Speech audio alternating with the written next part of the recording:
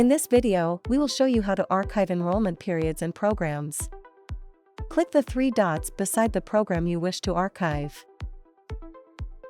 Then choose Archive.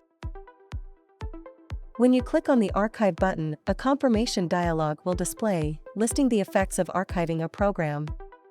Click the Archive button. To archive more than one program, select the programs you wish to archive. Then select the Bulk Archive button at the top of the page.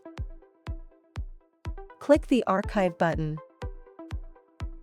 To archive an enrollment period, choose the enrollment period you wish to archive from the drop-down list. Click the cogwheel icon. A new menu will appear. Click on the box icon. A confirmation dialog will display, listing the effects of archiving an enrollment period.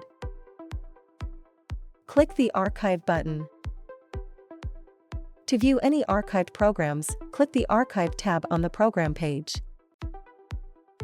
To unarchive a program, click the three dots beside the program. Select the Unarchive option. Then click the Unarchive button to unarchive the program. To view archived enrollment periods, click the down arrow beside the enrollment period. All archived enrollment periods are listed under the Archived tab. To unarchive an enrollment period, select the cog icon, then the box icon.